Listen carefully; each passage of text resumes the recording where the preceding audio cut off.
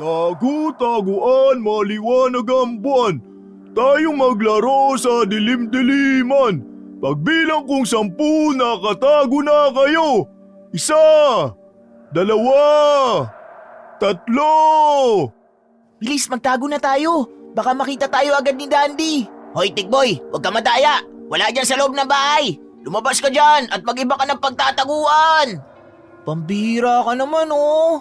5, 6, 7.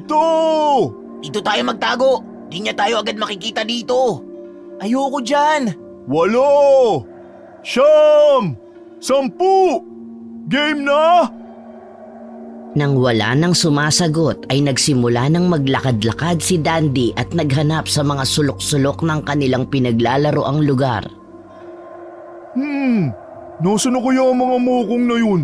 Ang gagaling magtago ah. Mahinang napahagikhik si Tonton nang marinig niya ang sinabi ni Dondi.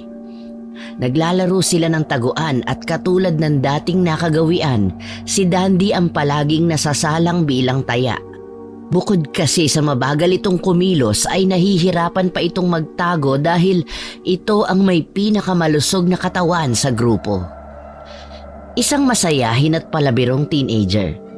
Kadalasan siya rin ang palaging nagsisimula ng mga kalokohan na kinasasangkutan nilang magkakaibigan.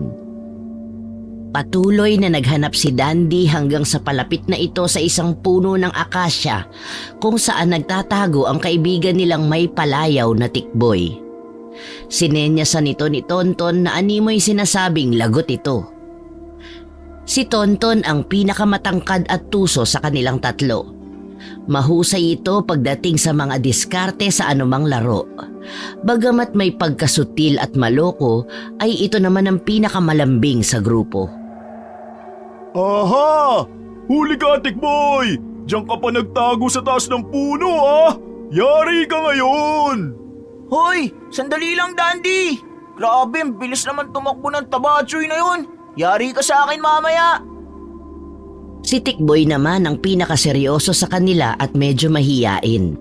Ngunit palaging nakikisakay sa kung ano man ang trip nilang magkakasama. Kagaya ng mga araw na yon na kahit alangan na sa kanilang edad ang paglalaro ng tagu-taguan ay yun ang kanilang napagtripang pampalipas ng oras. Naglalaro din sila minsan ng piko, tumbang preso at patintero kasama ang ilang kabataan pa sa kanilang lugar. Mabilis na tumakbo si Dandy ngunit nang makita ni Tonton na pababa pa lang ng puno si Tikboy ay lumabas na siya sa kanyang pinagtataguan. Di hamak na mas malapit ang kanyang kinaroroonan at mas mabilis siyang tumakbo kay Dandy. Doon siya nagtago sa likod ng masukal na halamanan ni Aling Delia. Doon nagtago ang binatilyo dahil alam niya na di tutungo sa parting yon ang taya. Takot kasi si Dandy sa matanda na napapabalitang isang malupit na mangkukulam sa kanilang lugar. Bahalak niyang iligtas si Tikboy sa pagkakataya kaya mabilis siyang tumayo at akma na sanang tatakbo nang bigla niyang marinig ang paglangit-ngit ng pinto sa kanyang likod. Bumukas ang pinto ni Aling Delia. At sino may sabi sa'yong pwede kang magtago sa mga halaman ko? Ikaw na bata ka! Pagpasensyaan niyo na po kami, Aling Delia. Nagkakasiya lang naman po kaming tatlo eh. Magbe-behave na po kami, promise! Nakakaperwisyo kayo sa totoo lang. Magsilayas kayo sa bakurang ko. Hindi na ako natutuwa sa mga kalokohan nyo ha. Gusto nyo ba ipabarangay ko kayo kasama ng mga magulang nyo? Tonton, tara na, tara na. Baka maubusan ng pasensya si Aling Delia. Aling Delia, paalam na sa inyo. Kita-kits ulit bukas ha! Huwag na kayong babalik dito ha, kundi magsisisi kayo. Mga batang walang disiplina. Pwe! Ingat po kayo, Aling Delia. Huwag na po kayong palagi magagalit at baka madagdagan ng wrinkles nyo. Mga loko kayo, umuwi na kayo bago ko pa kayo habulin. Tikboy, tara na! Takbo! Humahangos at hapong-hapo sila nang makaalis sa harap ng bakuran ng matanda. Pambira naman kasing playground to eh. Di man lang pumili ng lugar. Dito pa talaga sa tapat ng bahay ng mangkukulam na yan. Huwag kayo maingay. Di niyo ba alam na Martes ngayon? Malakas sila kapag ganitong araw. Narinig ko sa nanay ko, sabi niya kapag Martes at Biyernes, dapat hindi natin sila pag-uusapan kasi naririnig nila tayo. Nakakakilabot naman yan. Oh, ba't bigla kang tumawa? Pinaglololoko mo yata kami. Wala, naalala ko lang kasi yung mga itsura nyo. Hanggang ngayon namumuti pa rin sa putla yung mga mukha nyo dahil kay Aling Delia. Para kayo nakakita ng multo kanina habang tumatakbo. Ito kasing si Tikboy Kaya ko naman kasing idaan sa mabuting pakiusapan si Aling Delia kung bakit biglang pinukul ng bato yung matanda. Yun ang mahirap. Hala ka, Tikboy. Yari ka talaga. Sigurado ako na babawian ka ng bruhang yun. Ginawa ko lang naman yun para makatakbo si Tonton Ang tangkad-tangkad, ang bagal kumilos. Daig mo pa siya, Dandy. Bakit naman kasi doon ka nagtago? Porket alam mong takot ako sa kanya Mabuti pa, tara na lang sa bakuran ni na Tonton at doon na lang natin ituloy ang naunsyamin nating laro. Ayos yan. Di si Tikboy na ang taya niyan. La, hindi no. Uwi na ako. Hoy, anong uwi? Ang dudugaan niyo naman. Paano ako? Di ako makakabawi. Bawi ka na lang bukas. Tagal mo naman kasi maghanap Ayan tignan mo, papalubog na ang araw. Mabuti pa, magsiuwi na tayo. At mamaya niyan paparada na naman sa kalsada ang mga nanay natin. Napakamot na lamang si Dandy sa kanyang ulo habang nakanguso. Wala na siyang nagawa nang magsimula ng maglakad pa uwi ang dalawa. Magkaiba ang direksyon ng bahay ni na Dandy, kina Tonton at Tikboy. Doon na kasi ang daan pa uwi sa bahay nila samantalang ang dalawa naman ay kailangan pang dumaan sa harap ng bahay ni Aling Delia. Dahil sa inis ay tinakot niya na lamang ang dalawang kaibigan na nagtatawanan habang papalayo sa kanya. Abangan sana kayo ni Aling Delia. Yari kayo sa kanya. Lalo ka na, Tikboy. May kasalanan ka pa naman sa kanya. Hala ka. Hindi ako natatakot. Be! Mag-ingat ka sa pag-uwi mo, Dandy. Ang taba mo pa naman. Tiba-tiba ang aswang kapag ikaw ang ginawa niyang hapunan. Hala ka!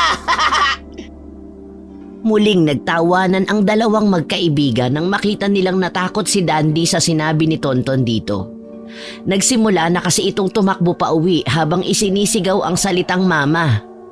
Nag-appear pa sila, halos hindi makahinga sa kakatawa sa kanilang dambuhalang kaibigan. Pero sa gitna ng kanilang tawanan, bigla silang napahinto. Para silang binuhusan ng malamig na tubig nang makita nilang nakatayo si Aling Delia sa harap ng bakuran nito. Nakatitig sa kanila ng matalim. Ang paligid ay tila dumilim at biglang tumahimik, kaya labis ang kabang nararamdaman ng dalawa. Habang nakatingin sa kanila si Aling Delia, ay para silang naengkanto at hindi na makakilos. Napatitig na lang din sila sa matanda. Ang mga mata nito ay parang nagbabagang apoy, galit na galit. Ang malalakas nilang tawanan ay napalitan ng malalakas na pagbuga ng hangin upang mailabas ang takot at matinding kaba na kanilang nararamdaman ng pagkakataong yon.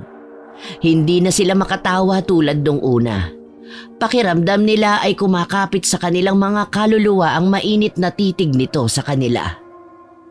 Nagsimulang mangatog ang kanilang mga tuhod. Tikboy, ano nang gagawin natin? Ewan ko, hindi ko alam, Tonton. Natatakot ako kay Aling Delia. Sabi ni Mama, kumakain daw yan ng tao. Ha? Ibig sabihin, hindi lang siya mangkukulam? Aswang din siya? Ala, Tikboy, paano kapag kinuha niya tayo? Ikaw kasi, binato mo pa siya kanina. Muntik pa siya matamaan sa mukha. Yan tuloy, mukhang nagalit talaga siya sa atin. Ha? Anong ako? Ikaw kaya ang may kasalanan? Bakit kasi doon ka pa nagtago sa mga halaman niya? Buti nga, tinulungan kita makatakbo Kasi kung hindi ko yung ginawa, baka nakuha ka na niya kanina pa. Hala, Tikboy, papalapit na siya sa atin. Oo nga. Parehas na gustong tumakbo ng dalawa pero tila sila nawala ng lakas. Parang biglang bumigat ang kanilang mga paa na hindi nila maihakbang. Nawala ng silbi ang kanilang mga utak dahil ang natira na lang ay puro takot. Akala nyo ba makakatakas kayo sa akin? Mga batang pasaway! Alam nyo ba kung anong ginagawa ko sa mga tulad nyo? Hindi po, Aling Delia. Pasensya na po. Hindi na po kami uulit. Pasensya? Hindi sapat ang pasensya sa mga kagaya nyo. Alam nyo, matagal na akong hindi nakakatikim ng sariwang laman eh. Aling Delia, nagbibiro lang po kami. Nagbibiro. Halos matamaan na ako ng batong ipinukol mo kanina. Hindi ba kayo tinuturuan ng mga magulang ninyo na mabuting asal? Hindi na po kami uulit, Aling Delia. Patawad po. Patawarin niyo na po kami. Sa pagkakasabing yon ni Tonton ay sinubukan niyang ihakbang ang kanyang mga paa. Nakaalis siya sa kanyang kinatatayuan. Dahil doon ay bigla siyang kumaripas ng takbo palayo sa matandang kinatatakutan. Takbo na, Tikboy! Bilisan natin! Basta takbo lang tayo, huwag ka nang lilingon! Ngunit nang wala nang nakuhang sagot mula sa kaibigan, ay bigla siyang napatigil at napalingon sa kanyang pinanggalingan. Doon niya nakita na hawak ng matanda ang braso ni Tikboy. Takot na takot ang kanyang kaibigan at naihi ito sa kanyang salawal. Pakawalan mo si Tikboy, Aling Delia! Papakawalan ko lamang siya kung matuturuan ko na siya ng leksyon, Tonton. Aling Delia, wag po! Napasigaw si Tikboy nang pingutin siya ni Aling Delia. Napansin ni Tonton na tila may ibinubulong ang matanda bago nito tuluyang pakawalan si Tikboy. Pagkatapos ay isang nakakatakot na ngisi ang iginawad nito. Nang makalapit na si Tikboy kay Tonton ay sabay na silang tumakbo pa uwi sa kanila. Hindi sinabi ni Tonton sa mga magulang ang nangyari dahil alam niyang pagagalitan siya ng mga ito. Alam niya ring hindi na siya papayagan ng mga magulang na maglaro sa malayo kapag nalaman ng mga ito na may kasalanan sila kay Aling Delia. Lagi kasing paalala ng mga ito na wag gagalitin ng matanda at hanggat maaari ay iwasan nila kung ayaw nilang magkasakit. Kinabukasan, pumunta si Tonton sa bahay ng kaibigang si Tikboy upang yayain sana itong maglaro kina Dandy. Ngunit ang sabi ng mga magulang nito ay inaapoy ng lagnat ang kaibigan. Nagsimulang gapangan ng kaba ang kanyang dibdib. Doon niya napatunayan na totoo nga ang sinasabi ng kanyang mga magulang. Nang araw ding yun, nagpasya si Tonton na hindi na lang tumuloy kina Dandy sa takot na baka pati siya ay magkasakit. Madaraanan kasi niya ang bahay ng matanda at ayaw niyang dumaan doon ng mag-isa.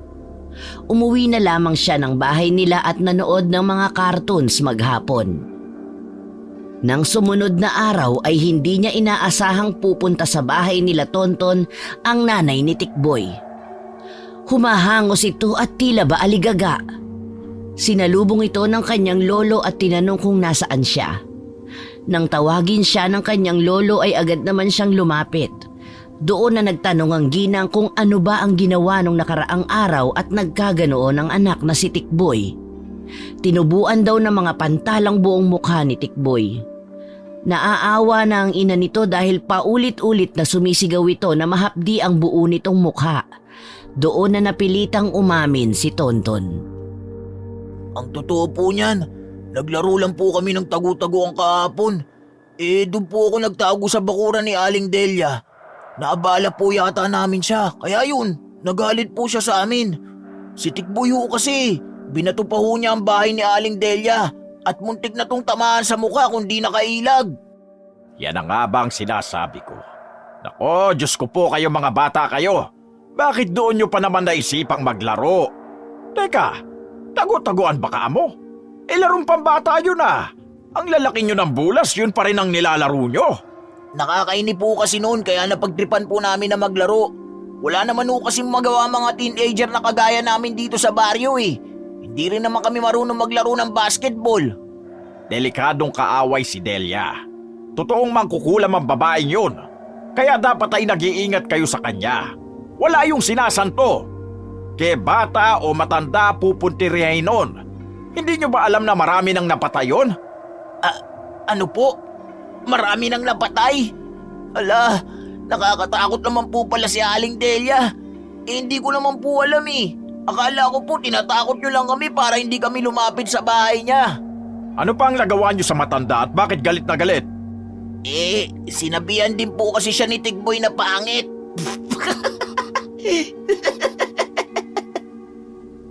Natawa si Dondon nang maalala ang mga nangyari. Ngunit natigilan siya nang bigla siyang batukan ng lolong si Mang Dadoy. Loko ka talagang bata ka! At talagang nagagawa mo pang tumawa sa sitwasyon na ito? Lolo naman, nakakatawa po kasi yung itsura ni Aling Delia eh. Kasalanan ko ba kung pangit siya magalit? Ay mali, kahit pala hindi siya galit, pangit pa rin siya. Binatukan ulit ni Mang Dadoy ang apo dahil sa kakulitan nito. Napahimas na lamang si Tonton sa kanyang ulo dahil sa pambabatok sa kanya ng lolo niya saka napanguso. Aray lo ha, kota ka na, ang sakit kaya. Abay masasaktan ka sa akin kapag inulit niyo pang inisin si Delia. Kahit na pangit siya. Kita mo na lo, ikaw na rin ang nagsabi na pangit si Aling Delia eh. Hala ka, isusumbong kita sa kanya. Abay tarantadong bata ka talaga no? Sige, isumbong mo nang pati ikaw ay pumangit. Gusto mo ba yon? Tignan mo oh, dahil sa kakulitan ninyo, nagkasakit na si Tikboy. Sa palagay niyo po ba, kinulam talaga siya ni Aling Delia?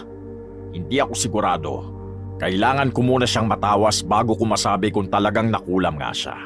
At kung sino ang may gawa nun sa kanya. Paano yun kung talagang nakulam na nga siya? Magagawa niyo po ba siyang gamutin? Ayoko pong mamatay si Tikboy. Mas favorite ko po siya kaysa kay Dandy. Tonton, bilang albularyo, marami akong alam na paraan para makapagpagaling ng mga nakulam. Pero titignan natin kung gaano nga ba kalakas ang ibinigay na sumpa sa kaibigan mo. Kung si Delia nga ang kumulam sa kanya, abay hindi yun biro. Dahil kailangan nating mag-ingat. Napakalupit namang kukulam ng babaeng yun. Lolo, tara na ho. Tignan natin si Tikboy. Kawawa naman. Teka, ihahanda ko lang muna ang mga gamit ko. Sige, maiwan na muna kita dyan, ha? Totoong sinabi mo na kailangan agad matignan siya dahil baka ma-impeksyon yon at mas lalong lumala. Kaagad nga silang pumunta kina Tikboy upang tingnan ang kalagayan nito. Hindi na pinalapit si Tonton sa kaibigan dahil baka mahawa sa lagnat nitong hanggang nung mga sandaling yon ay mataas pa rin. Naglabas ng dahon ng bayabas at sambong si Mang Dadoy at ibinigay lang ang mga yon sa nanay ni Tikboy. O Lani, pakihugasan nga ang mga ito at pakilaga. Pagkatapos ay ilagay mo na sa isang plangganita tapos haluan mo ng malinis na tubig. Kaunti lang para lumigamgam ang tubig. Yan ang gagamitin natin para pamuna sa mukha nitong si Tikboy. Apo, pakiabot nga yung bayong ko. Pakikuha na lang yung bote ng lana sa loob. Opo lo, kukunin ko na po. Agad namang tumalima si Tonton sa kanyang lolo. Pagkaabot niya ng bote ng lana sa matanda ay inilagay ng matandang albularyo ang kanang kamay sa noo ng nakahigang si Tikboy. May lagnat ka pa. Kawawa ka naman. Mahinang umusal ng isang dasal ang matandang albularyo. Nanginginig ang katawan ng pasyente dahil sa sobrang taas ng lagnat nito. Naabutan ni Aling Lani na ganoon ang nangyayari kay Tikboy. Labis na itong nag-aalala sa kalagayan ng kanyang anak. Muntik pa nitong mabitawan ng plangganitang may dahon ng sambong at bayabas. Inilagay ng ginang ang plangganita sa lamesitang nasa gilid ng higaan ni Tikboy. Pagkatapos ay kumuha rin ito ng malinis na bimpo at ibinigay sa matanda. Muli ay pumikit ang matanda saka nag-orasyon. Nang matapos ay nagsimula na siyang punasan ng mga pantal sa mukha ng bata na noon ay nagsusugat na. Sa kanya ito pinahira ng langis. Napansin nilang tumigil na sa panginginig si Tikboy. Bumaba na ang lagnat niya. Lani, pakipalitan nga itong tubig ng maligamgam at yun ang ipamunas mo sa buong katawan ni Tikboy. Gumamit ka ng bagong bimpo para hindi kumalat sa katawan niya ang pantal. Ipagpatuloy mo lang ang paglalaga ng mga dahon, ha? Mabisa yan para matuyo ka agad at maalis ang mga bakterya sa mukha ng bata. Oh, Heto ang langis. Ipapahid mo yan pagkatapos mo siyang punasan. O siya, uwi na muna kami ni Tonton. Lo, hindi niyo ba tatawasin si Tikboy? Hindi ito ang tamang panahon para hulihin ang mangkukulam, Tonton. Ganun po ba? Sayang naman. Tikboy, pagaling ka pare ha. Manguhuli pa tayo ng mga gagamba.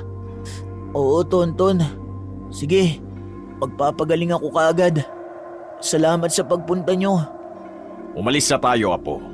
Hayaan mo magpahinga ang kaibigan mo. Bukas ay magsisimula na tayong gumawa ng mga ritual para tuluyan na siyang gumaling. Umuwi na ang maglolo. Ngunit habang naglalakad sila ay biglang narealisa ni Tonton kung anong sitwasyon ang kinakaharap ng kanyang kaibigan. Hindi niya inakalang ang simpleng biro at paglalaro ay hahantong sa ganitong sitwasyon. Pero maski gano'n ang nangyari, nakahanda siyang harapin ang anumang hirap para sa kanyang kaibigan. Nakita mo na, Tonton? Matuto ka na sana sa nangyaring ito sa kaibigan mo. Mabuti nga't hindi malala ang nangyari sa batang yun. At siya lang ang pinuntirya ng mangkukulam. Kung hindi, yari talaga kayo. Paano nyo naman nalaman na kinulam siya? Hindi naman po ninyo tinawas, di ba? Sa pulso ko nakita, po. Ikaw naman mukhang minamalit mo ang kakayahan ko eh. Di ko lang masabi kanina sa ina ni Tikboy ang tunay na kalagayan ng kanyang anak. Kasi baka mas lalong hindi magawa ang mga bilin ko sa kanya. Ano po ba talaga ang tunay na kalagayan ni Tikboy? Hindi naman talaga malalang sumpa ang ginawa ni Delia. Winisikan lang ang mukha ng kaibigan mo. Winisikan po ng ano? Basta. May iwinisik ang matanda sa mukha ng kaibigan mo kaya naman tal. Hala, di po kaya laway yung iwinisik sa kanya? Yak, nakakadiri naman! Paano mo naman nasabing laway nga ang iwinisik na matandang yon sa mukha ni Tikboy? Nakita nyo naman po may mga pantal sa mukha si Tikboy, lo, di ba? Namumula. Yung ngipin ni Aling Delia mapupula rin dahil sa nginunguya niyang hindi ko alam kung ano. Siguradong mapupula rin ang laway niya, kaya baka laway niya nga yung iwinisik niya sa mukha ng kaibigan ko. Nga ang tawag doon, Tonton. Wala yung kinalaman sa pamumula ng mukha ni Tikboy. Ganun po ba? Mabuti na lang at hindi nga ganun. Yak, kadiri pag nagkataon. Tatawa sana si Mang Dadoy sa sinabi ni Tonton, pero pinigilan niya ang sarili. Napapangiwi na kasi ang binatilyo na para bang diring-diri. O siya, basta wag ka na magpapasaway ha. Wag na muna gala ng gala. Kailangan mong mas maging maingat ngayon para hindi naman ikaw ang balikan ni Delia. Nagkakaintindihan ba tayo? Opo, lo. Lingid sa kaalaman ni Mang Dadoy ay may binabalak ang pasaway na apo. Pagkalipas ng 3 araw, tuluyan nang nawala ang lagnat ni Tikboy. Ang mga pantal sa mukha niya ay nababawasan na rin. Kaya naman pinayagan na ulit siya ng kanyang ina na makipagkita kina Dandy at Tonton. Napagpasyahan nilang doon na muna maglaro kina Dandy. Sigurado kasi sina Tonton at Tikboy na may merienda sila kapag doon sila naglaro. Masayang naglakad ang dalawa. Tahimik lang nilang nilampasan ang bahay ni Aling Delia. Nagpasalamat sila dahil sa mga oras na yon ay tahimik lang sa kinakatakutang lugar na yon. Pagdating nila sa bahay nila Dandy ay agad siyang binati ni Tikboy. Oh, Dandy, nandito na kami. Sabi ni Mama pwede na akong lumabas. Ang saya, namiss ko kayo. Pwede ba kami makitambay dito sa bahay nyo? Sige, pasok kayo. Tamang-tama, naghahanda ng merienda ang mama ko. Ang galing ng timing nyo. Sinadya talaga namin. Ito kasing si Tikboy di naman talaga ikaw ang namimiss, kundi yung luto ng mama mo. Uy, ano ka ba, Tonton? Nakakaya, baka marinig ka ni tita. Ayos lang yun. Talaga namang masarap magluto ang mama ko eh. Kaya kapag natikman, hahanap-hanapin. Kaya nga Kaya nga malusog ka dahil sagana ka sa masasarap na pagkain. Makapagsalita naman tong payatot at mukhang butiki na to. Kaya ka nakukulam dahil pasmado yung bibig mo. Oo, tama na yan. Baka mamaya mauwi pa sa away ang sagutan nyo na yan. Di naman. Nagbibiruan lang naman kami. Siya nga pala, Tikboy. Masaya ako na magaling ka na. Huwag niyo na ulit gagalitin si Aling Delia ha. Natatakot ako sa kanya eh.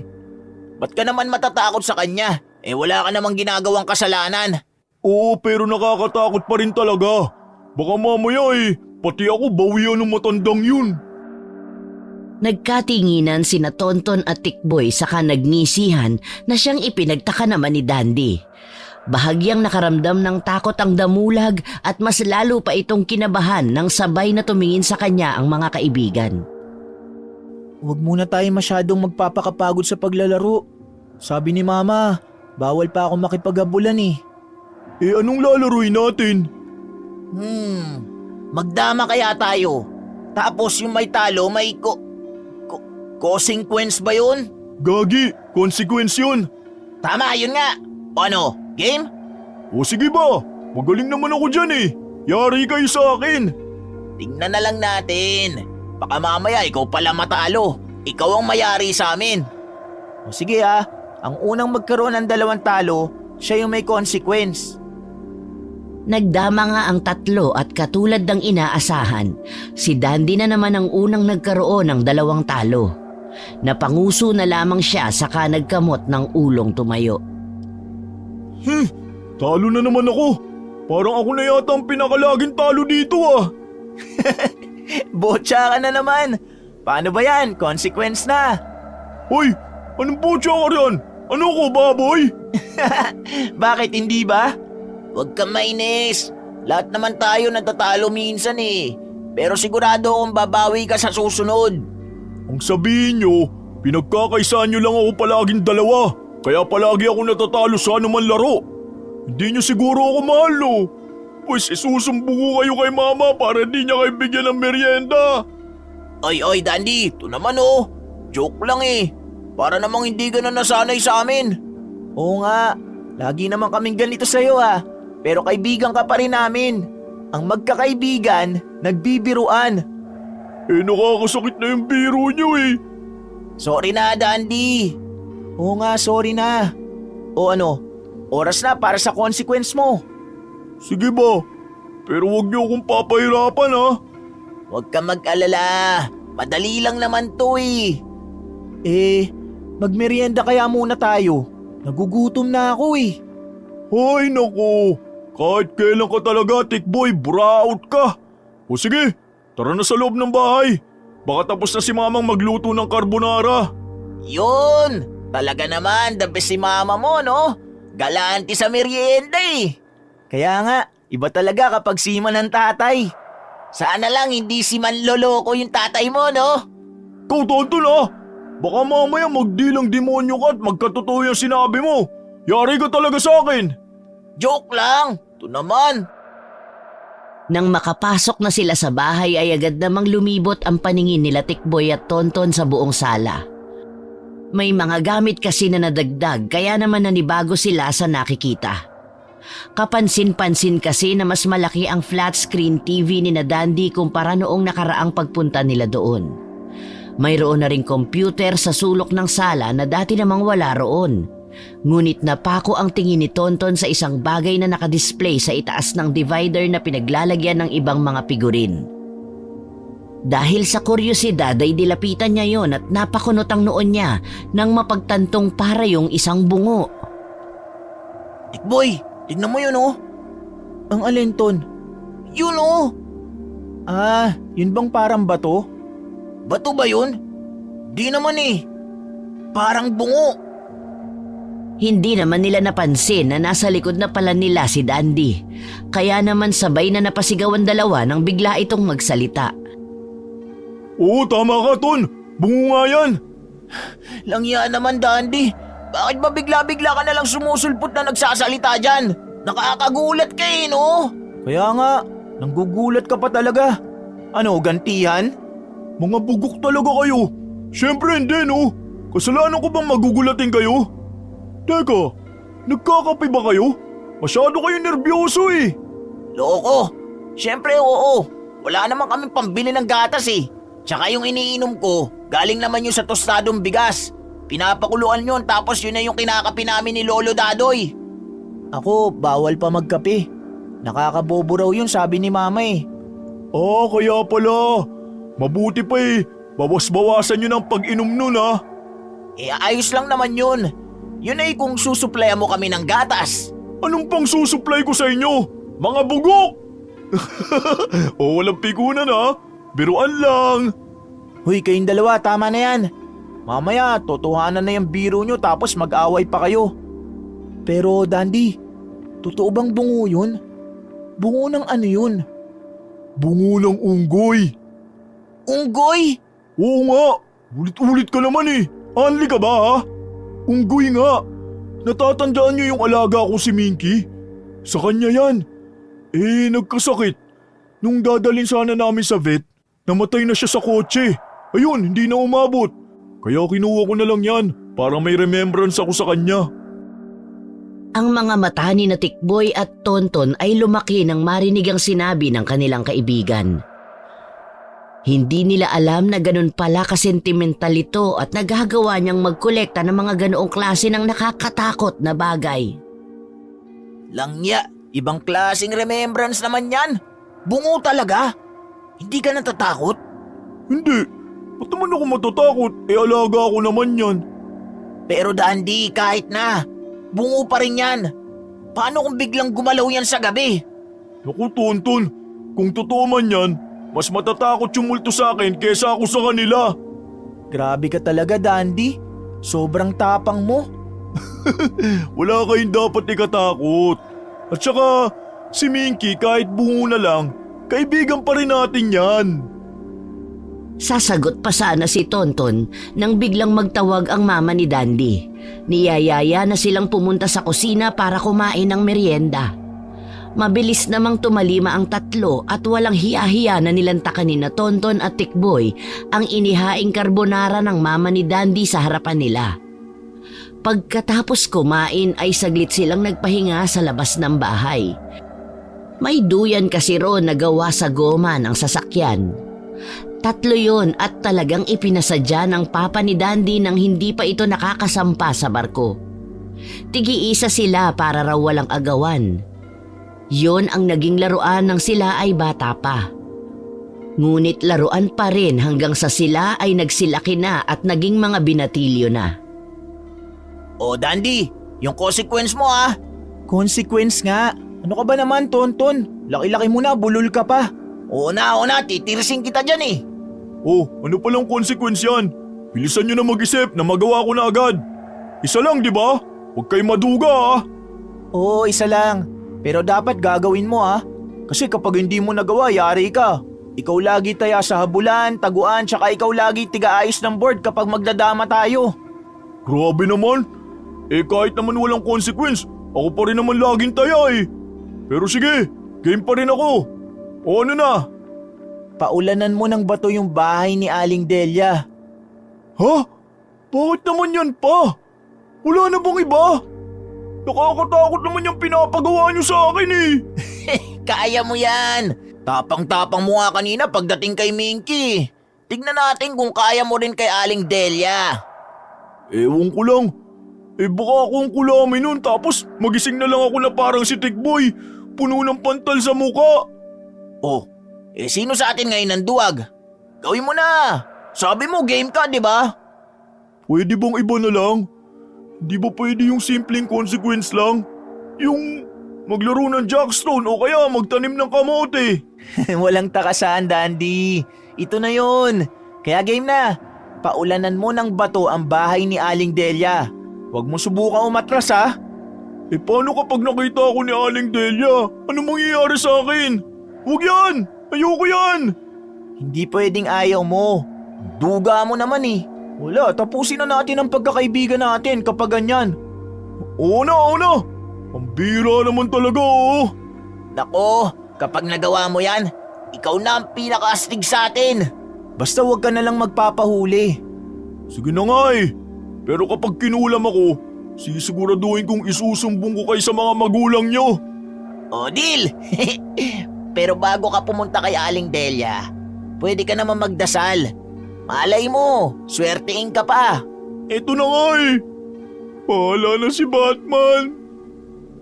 Wala na ngang nagawa pa si Dandy at sinunod na lamang ang mga kaibigan. Naturingan kasi siyang matanda sa kanila pero numero 1 namang uto-uto. Naglakad ang magkakaibigan at pinuntahan ang bahay ni Aling Delia. Nagtago sa likod ng puno ang dalawa samantalang si Dandy naman ay namulot ng mga maliliit na bato sa bakuran. Maingay at malakas ang pagkakabato ng binatilyo at tumama ang lahat ng yon sa bubong. Agad namang nagtago si Dandy sa likod ng puno ng akasya habang ang dalawa naman ay hagalpakan sa tawa. Lalabas pa sana si Dandy sa pinagtataguan nang biglang lumabas naman si Aling Delia sa pinto ng bahay nito at inilibot ang tingin sa paligid. Marahil ay hinahanap ang bumato sa bubong ng bahay niya. Agad namang napabalik si Dandy sa likod ng akasya habang sina Tikboy at Tonton ay nagtatawanan pa rin. Hindi nila napansin ang matandang noon ay nakalabas na sa bakuran nito at matalim na tinititigan sila. Natahimik sina Tikboy at Tonton nang mapansin nilang lumalapit na si Aling Delia.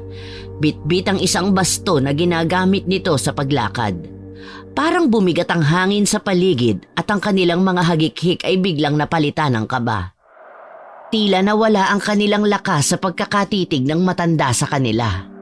Napatigil si Tikboy sa pagtawa at si Tonton naman ay nakaramdam ng kilabot na gumapang mula sa kanyang batok pababa. Dandy, papunta na si Aling Delia. Anong gagawin natin? Mukhang nakita niya na tayo. Ngunit si Dandy, na nanginginig din sa takot, ay hindi makagalaw sa kanyang kinaroroonan. Ramdam niya ang kabog ng kanyang dibdib habang pinipilit niyang huminga ng malalim upang kalmahin ang sarili. Pero parang may puwersang humahawak sa kanya. Pilit siyang pinipigil na lumabas. Nang si Aling Delia ay makalapit na, inilapit nito ang mukha sa dalawa, titig na titig ang kanyang paningin. Nakapagbigay yon ng labis na takot sa mga binatilyo. Kilala niyo ako Kayo na naman ba mga tarantadong bumato sa bubong ng bahay ko? Wala ba talaga kayong kadala-dala? Kulang pa ba ang mga parusang ibinigay ko sa'yo Tikboy? Hindi po kami. Naglalaro lang po kami nitong kaibigan ko. Akala niyo ba'y maloloko niyo ako?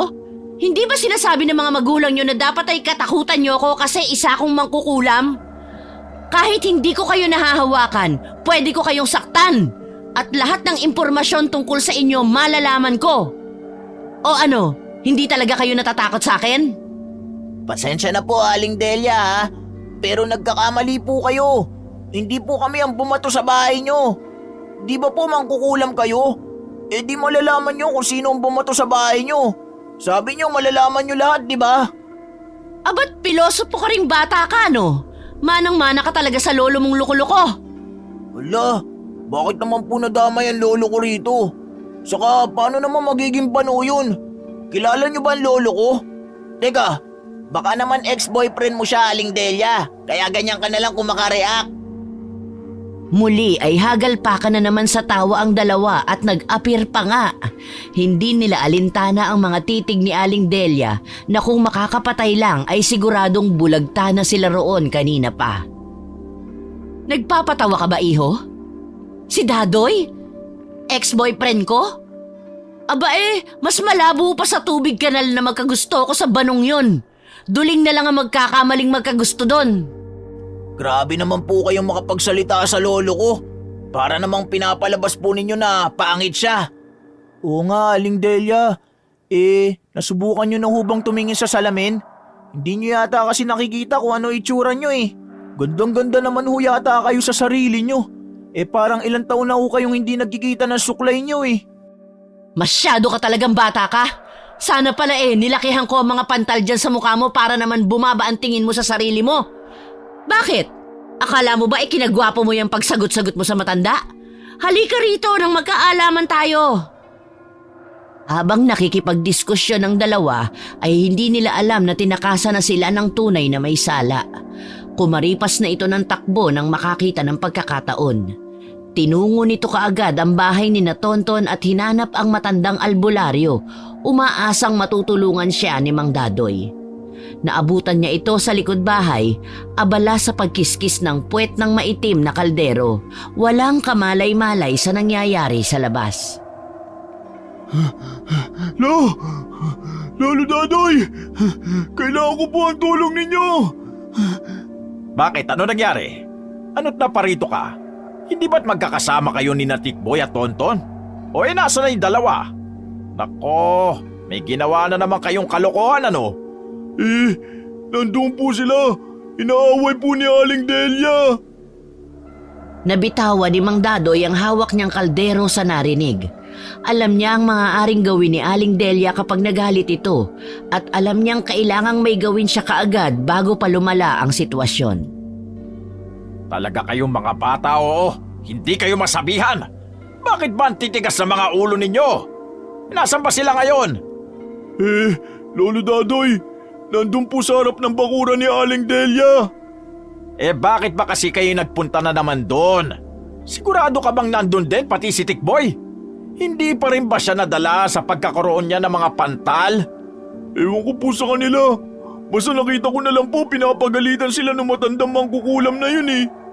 Baka po may nagawa na naman silang masama kaya galit na naman. Halika na, dalian natin. At baka mapano ang mga kaibigan mo. Samahan mo ko. Agad na hinawakan ni Mang Dadoy ang kamay ni Dandy at dali-daling naglakad patungo sa bahay ni Aling Delia. Lakad takbo na halos ang ginawa ng matanda. Alam kasi ni Mang Dadoy ang ugali ni Tonton.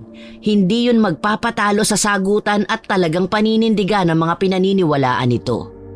Natakot siya na baka hindi magustuhan ni Aling Delia ang pagiging pilosopo ng apo.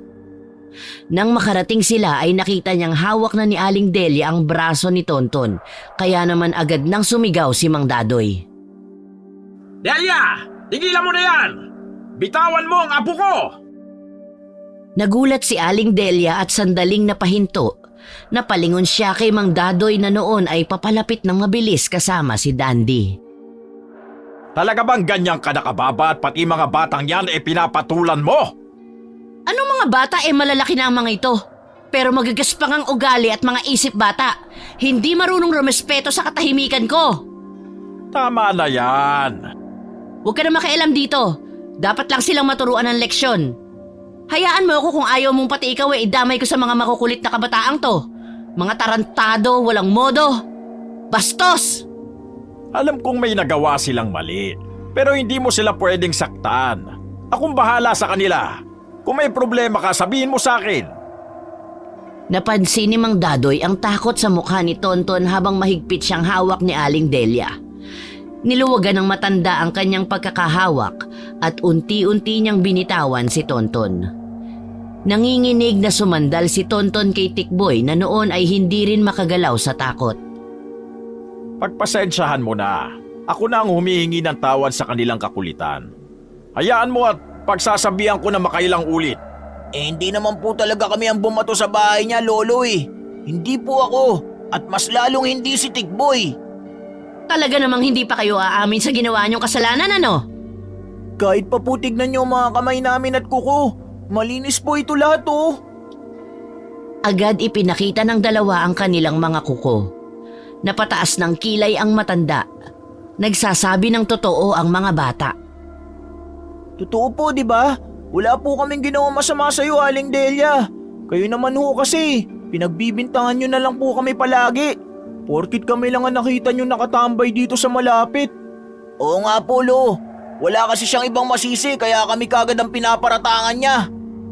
Abat sumusobra na talaga kayo ah. Ano? Nagsisinungaling na rin kayo? Kapag nalaman ko lang talaga kung sinong nagpaulan ng mga bato sa bahay ko, nako, kukulamin ko talaga siya. Kaya hanggat hindi pa ako nakakapagsimula, umamin na kung sino ang tunay na may sala. Ano ka ba naman, Delia? Tanda-tanda mo na pinapatulan mo pa rin itong mga batang to. Hindi ba pwedeng hayaan mo na lang? Para ka naman niyang hindi dumaan sa pagkabata eh. Ay nako, Dadoy, wag mo akong daanin sa mga pangungonsensya mo dahil wala ako nun. Kung wala talagang aamin, pues magkita na lang tayo sa dulo ng karayom at manika ko. Alam kong galit ka, pero wag naman ganito. Mga bata lang to. Hindi nila alam ang ginagawa nila. Pakiusap, palampasin mo na lang. Mga bata, mga pasaway na yan. At hindi ko hahayaang lampasan ng ganitong klaseng pambabastos. Sa panahon ko, pinapalo na sa nga ng bayabas sa mga batang ganito para magtanda. Hindi mo kailangan ng ganyan. Pwede namang ayusin natin to na mahinahon eh. Huwag na natin palakihin pa. Ay, Dadoy, kung mahinahon lang sana ang mga batang yan, hindi sana ako magagalit. Pero alam mo na, kapag may sinimulan sila, ako ang tatapos. Kaya kung gusto mong protektahan yung mga batang yan, mag-isip-isip na kayo ng pangontra. Nananakot ka pa talaga ha? Hindi mo naman magagawa yun kung wala kang kahit na ano mula sa taong kukulamin mo eh. Tingnan na lang natin, Dadoy. Tingnan na lang natin. Umalis na si Aling Delia. Naglakad na ito pabalik sa bahay niya habang hila-hila ang laylayan ng kanyang palda.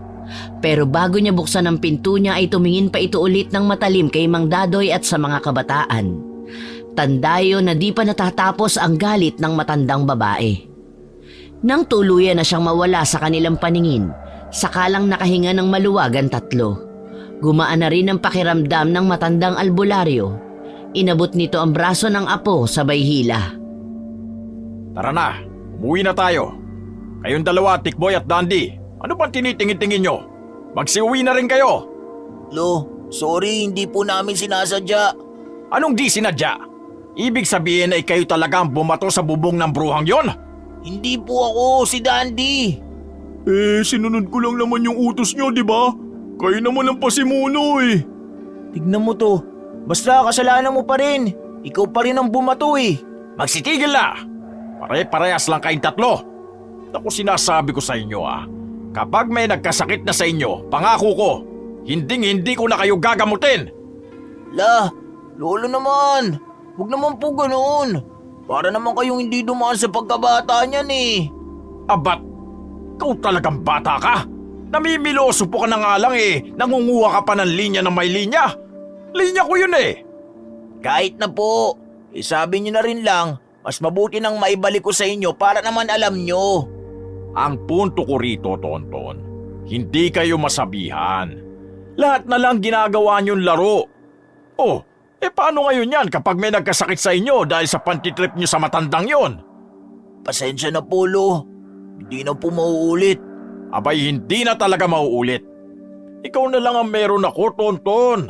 Kaya hanggat maaari, hanggat kaya ko, pinoprotektahan kita. Marami nang napatay ang matandang yon kaya ganito ko sa'yo. Ayoko lang na mawala ka rin sa akin. Nawala na nga mga magulang mo eh. Ayoko nang mawalan pa ulit na mahal sa buhay. Opo, Lolo. Tayo na. Umuwi na tayo at wag nyo nang uulitin ang kalokohan yan, ha?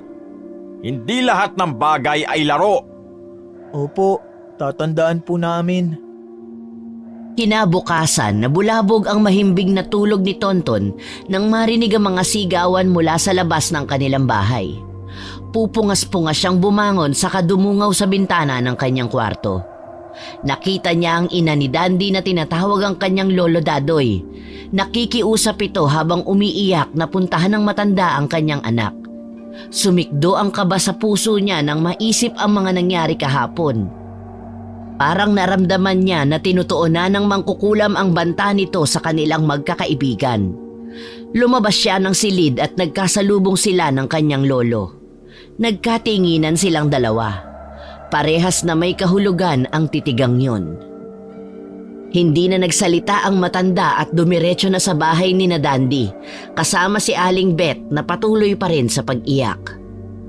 Nakapako sa lupa si Tonton, hindi alam kung susunod ba siya sa lolo o babalik na lang sa loob ng bahay. Ngunit nanaig ang kuryosidad at kaba kaya nagpasya siyang sundan ang lolo.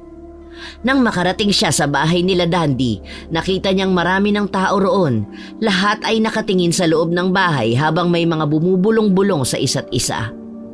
Nakita niya si Tikboy na hindi rin mapakali sa isang tabi. Nilapitan niya si Tikboy. Anong nangyari dito? Ewan ko. Hindi ko nakita eh. Kasi sinarado nila ang pinto ng bahay nila.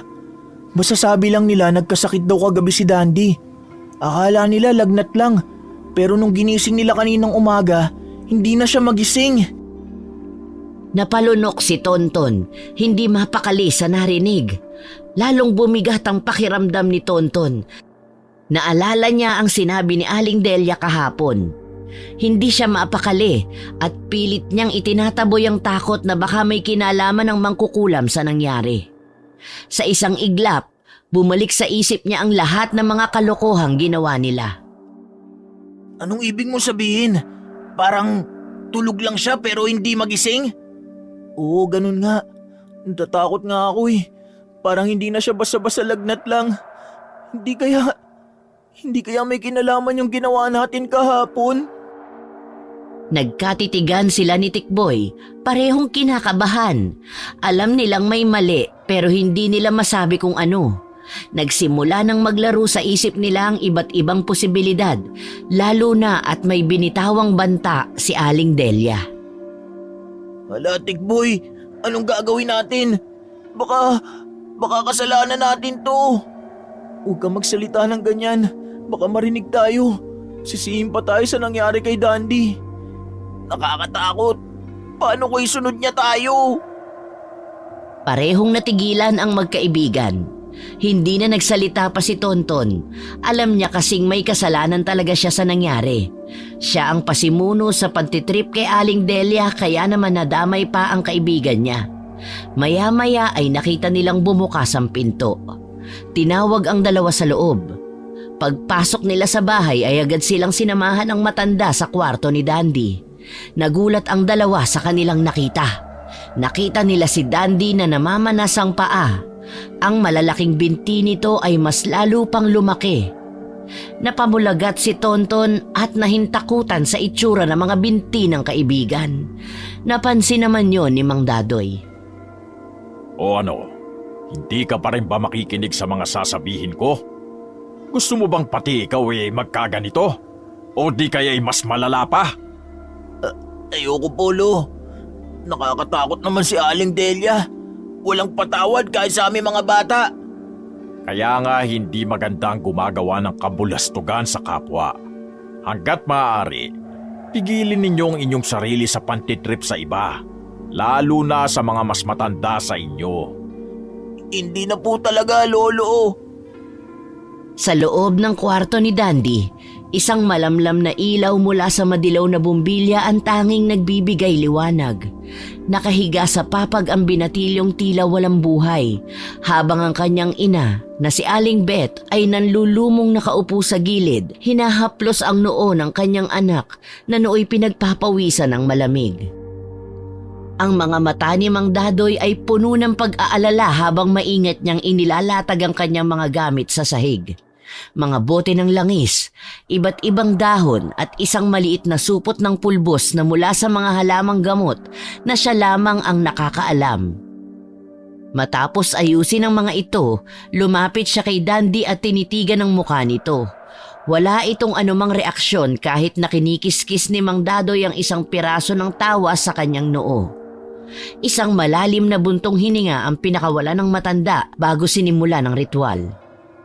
Kumuha siya ng dahon ng bayabas at inipit ito sa pagitan ng kanyang mga palad, sabay dasal ng orasyon na tila binubulong ng hangin. Pagkatapos ay marahan niyang inilagay ang dahon sa noo ni Dandy, saka kinuha ang isang bote ng langis at ipinahid ito sa mga pulso ng binatilyo. Habang ginagawa ito, bigla niyang naramdaman ang kakaibang lamig na tila dumaan sa kanyang mga daliri. Hindi ito pangkaraniwang lagnat. Alam niyang may mas malalim na dahilan sa likod ng pagkakasakit ni Dandy. Sa kanyang pag-uulit ng mga dasal, patuloy niyang minamasdan ang reaksyon ng bata. Naghihintay ng kahit isang palatandaan ng paggaling. Isang saglit pa, pinahira niya ng lana ang mga paa ni Dandy. Maya-maya ay napansin ng matandang albularyo na tila unti-unti nang bumabalik ang kulay ng kanyang pasyente. Ang pawis sa noo nito ay nagsimula na ring maglaho at ang malalim nitong paghinga ay unti-unti na ring bumabalik sa normal. Bagamat hindi pa tuluyang nagigising ang binatilyo, alam ni Mang Dadoy na umeepekto na ang mga gamot na ibinigay niya rito. Sa isang mababang boses, Inutusan niya si Aling Beth na maghanda ng mainit na sabaw para pagbalik ng malay ni Dandy ay may mapapainom kaagad sa kanya. Pagkalipas ng halos 5 oras na paghihintay, sa wakas ay nakita nila ang muling paggising ng mga mata nito. Bumungad sa kanya ang mukha ng kanyang ina na ngayoy punong-puno ng kaligayahan at pasasalamat. Kaagad na kumuha si Mang Dadoy ng langis at hinilot ang mga binti ni Dandy. Aray! Ang sakit! Ang sakit po, Mang Dadoy! Tiisin mo lang, Dandy. Kapag hindi natin to ginawa, hindi natin makukontra ang inilagay sa'yo ng mangkukulam na yon. Hindi na po ba babalik sa dati ang mga binti ni Dandy? Huwag kang mag-alala po. Gagaling din ang kaibigan mo. Hindi naman malala ang kulam na ipinataw kay Dandy. Tinatakot lang kayo ni Delia para naman lubayan nyo na siya. Elo, wala na bang paraan para hindi na kami matabla ng kulam ni Aling Delia? Pagkatapos pagtitripan nyo na naman si Delia. Hindi na kayo matatakot sa kanya kasi may pangontra na kayo sa kulam niya. Abay wala akong may bibigay sa inyo. At kung meron man, hindi ko kayo bibigyan. Malungkot na napanguso si Tonton. Alam niya kasing may katwiran naman si Mang Dadoy. Ngunit si Aling Beth ay nagpahiwatig ng galit sa matandang mangkukulam. Ang nais niya ay paalisin na si Aling Delia sa kanilang baryo. Marami na kasi itong nabibiktima at kahit bata ay hindi pinalalampas.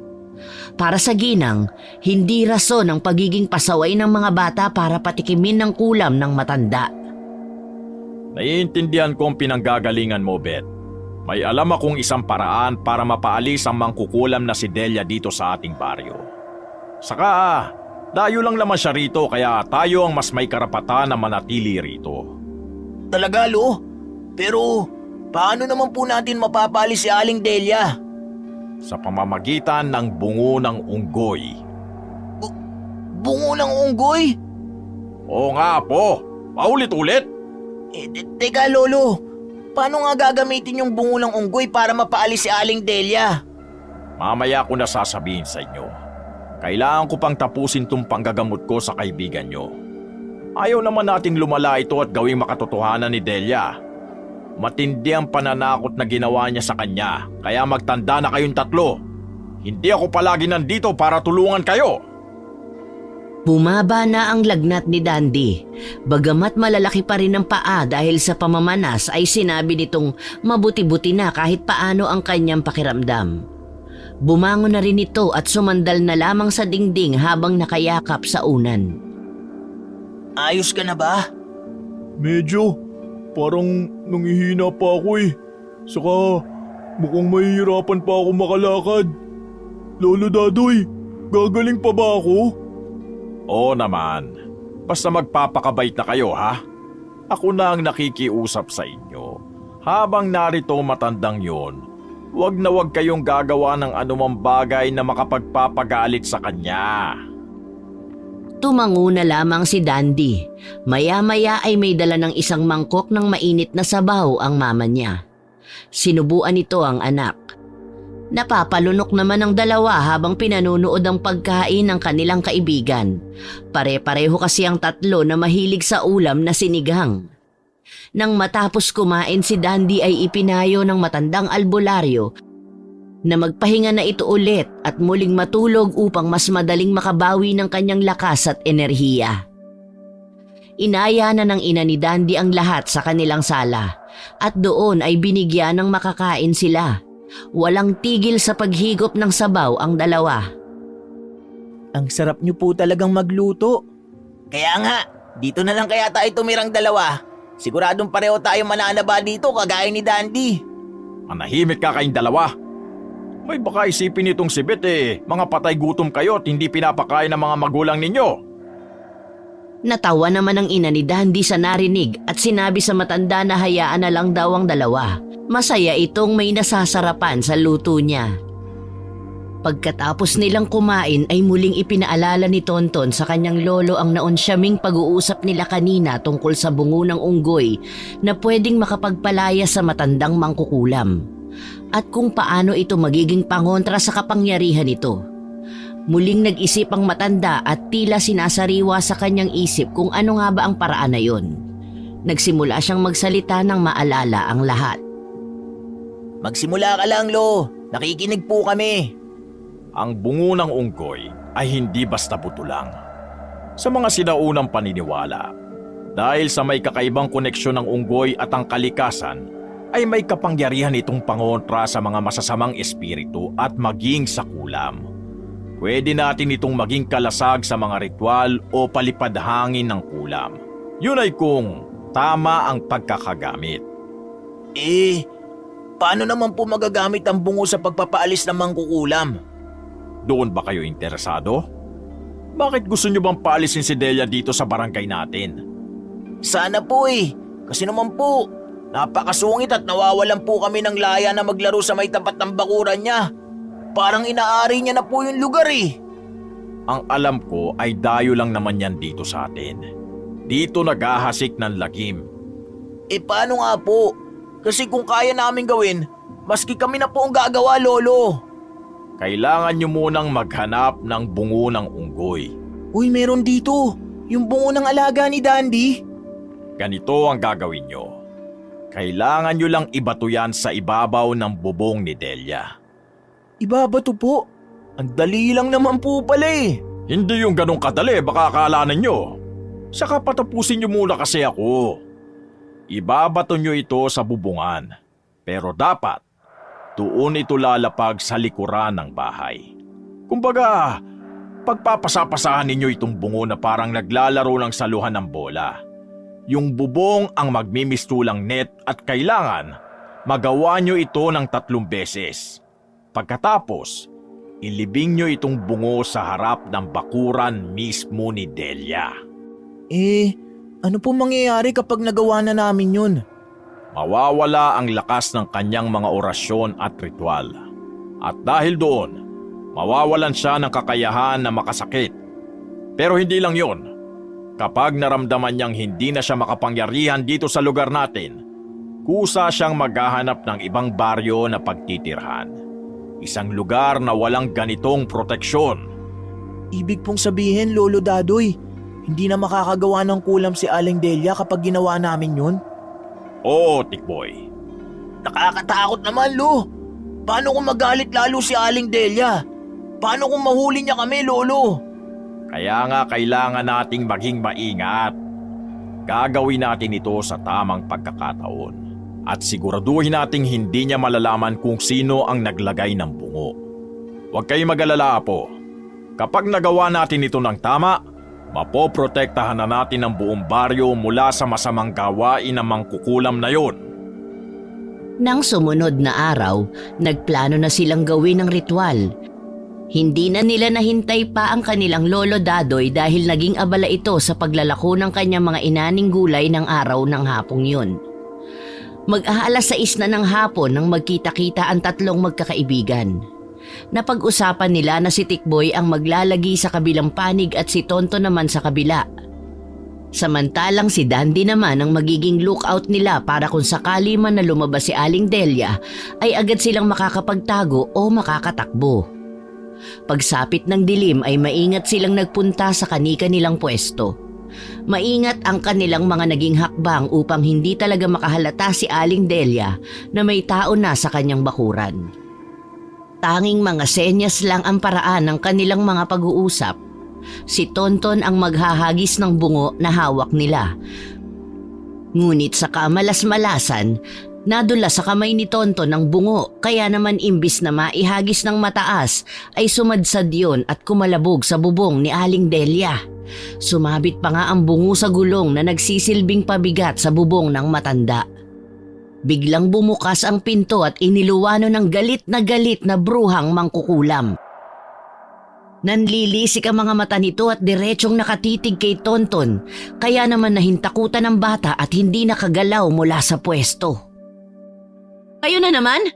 Lintik talaga kayo mga bata kayo, no? Wala talaga kayong kadala-dala. Talagang sinusubukan niyo ang pasensya ko. Humahangos naman na hiniklat ni Tikboy ang braso ni Tonton dahil sa pagkataranta. Natatakot din itong baka makulam ulit ng matanda. Tong, halika na bilis! Bago pa tayo maabot ni Aling Delia, yari tayo niyan! Hoy! Antayin niyo ako! Nang makabawi sa gulat ay agad na tumalilis ng takbo ang magkakaibigan. Halos magkandadapa pa si Tonton dahil sa pangangatog ng kanyang mga tuhod. Pagdating sa bahay ay laglag ang balikat na umupo si Tonton sa mahabang kawayang bangko. Oh, saan kayo galing? Ginawa na po namin yung ritual ng bungo ng unggoy, Lolo. Ano?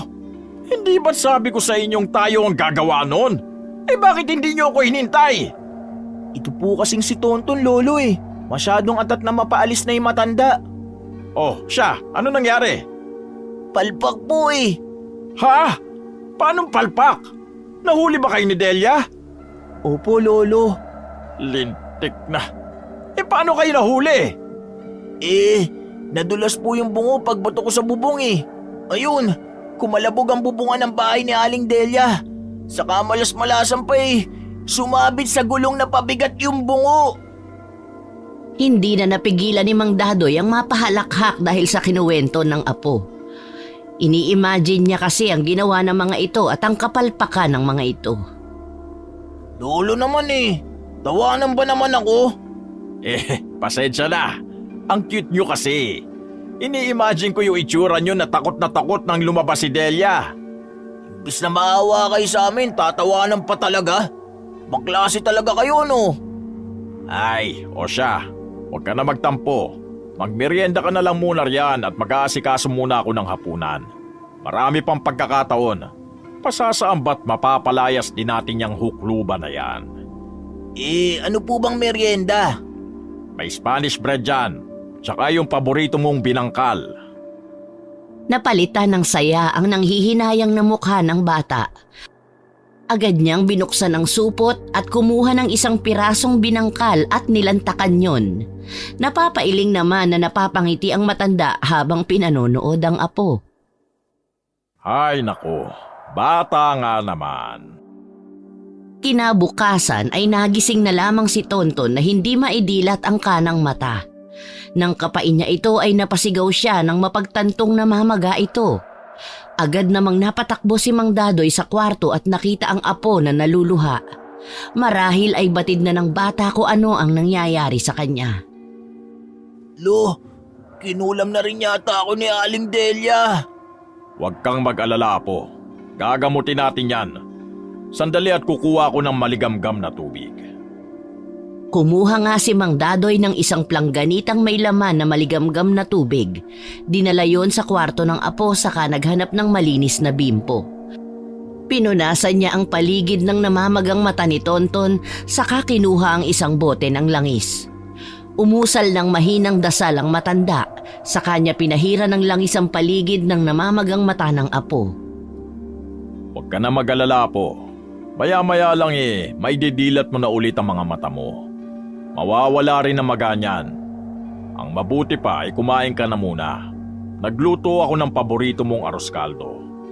May nilagang itlog po ba yung niluto niyong arroz caldo, Lo? Syempre naman. Special yun Pagdating ng oras ng agahan ay inalalayan ng matanda ang apo papunta sa hapagkainan. Sabay na silang nag-almusal. Pagkatapos ay nag-usap silang dalawa tungkol sa planong pagpapalayas kay Aling Delia. Total, porsigido talaga kayo ang gagawa ng ritual. Hahayaan ko na kayo.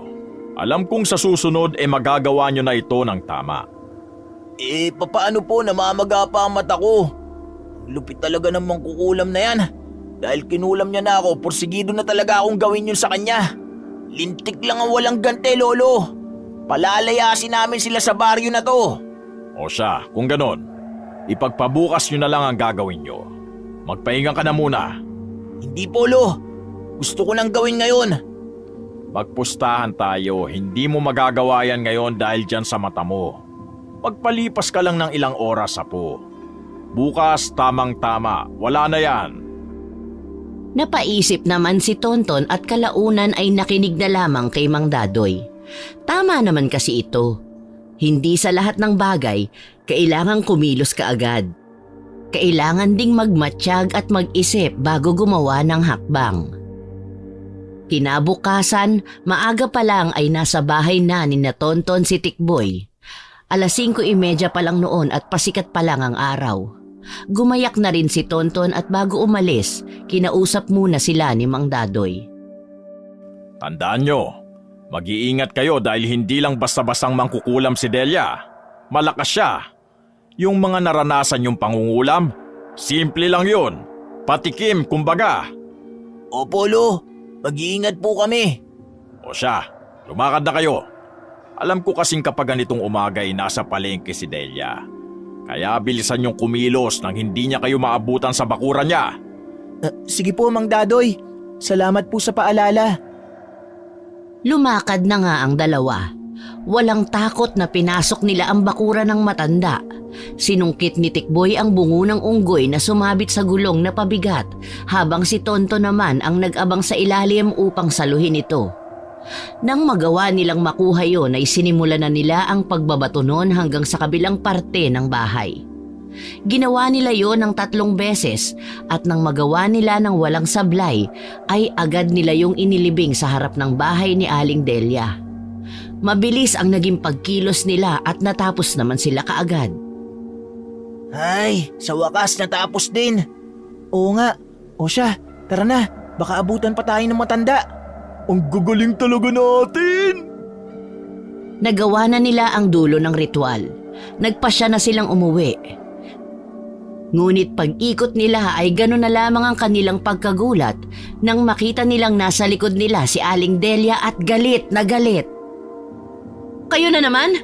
Ang titigas talaga ng mga ulo ninyo, ano? Ano bang gusto niyong mangyari? Gusto niyo ba talagang maranasan ng matinding pagpapahirap ko sa mga katulad niyong batang pasaway? Pwes, ibibigay ko sa inyo! Lingid sa kanilang kaalaman, sa hindi kalayuan ay kanina pa naroon si Mang Dadoy. Nagmamasid sa mga ginagawa nila Tonton, Dandy at Tikboy. Binabantayan na rin sila sakaling maabutan nga sila ni Aling Delia. At dahil nga nangyari ang huling senaryong iniiwasan nila, ay kinailangan ni Mang Dadoy na tulungan ng mga bata. Sige, Delia. Subukan mo silang saktan nang malaman mo. Aba, at narito rin palang magaling na albularyong panot na to. Talaga namang magaling ako. Pero wala naman sanang personalan. Pangit namang kukulam. Talagang ginagalit mo ko, Dadoy. Akala mo naman na hindi ka nagkagusto sa akin nung araw. Bakit? Sino ba nagsabi na gusto kita? Hala, may history pala si Mang Dadoy at Aling Delia. Anong history? Walang ganun. Saka wala naman akong alam sa naging love life ni Lolo noon dahil hindi pa ako pinapanganak noon. Panahon na para maningil. Lalo ka na, Dadoy. Ikaw ang may kasalanan. Ipinagkalat mo na isa akong mangkukulam. Totoo namang mangkukulam ka, di ba? Gusto ko lang na isang tahimik na buhay, Dadoy. Pero dahil sa ginawa mo, pinangilagan ako ng mga tao. Hinahamak nila ako. Ultimo mga bata, kinukutya ako. Kaya bakit ka pa magtataka kung nawalan na ako ng amor sa mga tao? Tao ka rin, Delia. Wala akong pakialam. Umalis ka na, Dadoy. O baka naman gusto mong dito mo mismo makita ang gagawin ko sa mga batang to? Walang hiya ka talaga kahit kailan, Delia. Kung hindi kita madadala sa pakiusap, pasensyaan na lang tayo. Hinding-hindi kita aatrasan. Mas lalong nagdilim ang itsura ng matandang mangkukulam sa tinuran ng albularyo. Nagsimulang umusal ng mga dasal si Mang Dadoy. Ilang sandali pa ay umihip ng malakas ang hangin. Pinanlamigan ng 2 bata dahil sa nasasaksihan. Naninindig ang kanilang mga balahibo, lalo pa nang tumawa ng malakas ang bruhang mangkukulam. Natatakot na ako, Tong. Parang nasisiraan na ng bait si Aling Delia. Oo nga Tapos napapansin mo ba? Yung boses niya parang nanggagaling sa ilalim ng lupa. Tumahimik kayo riyan! Kayong dalawa ang isusunod ko kapag natapos ko ng harapin ang nagmamagaling na albularyong to! Nagyakapan na lamang ang 3 bata dahil sa samot-saring emosyong lumulukob sa kanilang pagkatao. Takot, kaba, pagkabahala. Hindi na nila alam kung ano ang gagawin dahil pinangungunahan na sila ng mga emosyong yun na siyang umuubos sa lakas nila upang makapag-isip ng maayos. Umuusal na rin ng mga Latin na salita si Aling Delia. Paulit-ulit, palakas ng palakas. Nagtatagisa na silang dalawa gamit ang mga orasyong makasisira sa bawat isa. Subalit bigla na lamang nabuwal sa kanyang pagkakatayo si Aling Delia at napasigaw ng malakas. O ano, Delia? Akala mo ba ikaw na ang pinakamalakas? Pagsisisihan mo to, Dadoy! Hindi kailanman, Delia. At sinisiguro kong sa sandaling pumasok ka sa tahanan mong yan, ikaw na mismo ang magkukusang mag-alsabalutan. Gumuhit ang pagtataka sa muka ng matandang mangkukulam, subalit agad din yung nawala at muli na naman siyang tumawa ng nakakaloko. Tinatakot mo ba ako? Depende kung matatakot ka nga. Bakit? Kinabahan ka ba? Hayaan mo na ang dalawang bata, Delia. Hindi naman ako aalis dito. Tayong dalawa ang magharap. Magsawa ka sa pakikipagtagisan ng karunungan sa akin! Napangisi si Aling Delia. Agad siyang pumasok sa kanyang bahay upang magsagawa sana ng pambabarang sa matandang albularyo. Subalit nang maisara na niya ang pinto, bigla na lamang siyang nagsisigaw. Agad namang lumapit ang dalawang bata kay Mang Dadoy at nagtatakang nagtanong.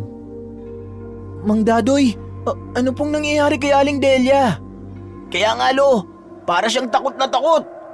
Dahil yun sa nilibing niyong bungo ng unggoy. Sinabi ko naman sa inyo, hindi ba? Pangontra sa mangkukulam yung bungong yun. Hindi na po ba namin maibabalik yung bungo kay Dandy? Remembrance niya po kasi yung sa alaga niya eh. Ano ba mas importante? Yung bungo o yung kaligtasan nyo? Sa bagay nga po. Pero lo, hindi pa ba tayo uuwi? Uwi na. Alam ko namang nagawa niyo ang pinagagawa ko sa inyo. Hindi magtatagal. Aalis na rin niyang si Delia. Hindi na siya kailanman makakapanakit ng kahit sino sa baryong ito. Nang mga sumunod na araw ay tuluyan nang nilisan ni Aling Delia ang kanilang lugar, bit-bit ang mga gamit nito. At magmula noon ay hindi na ito bumalik pa sa baryo.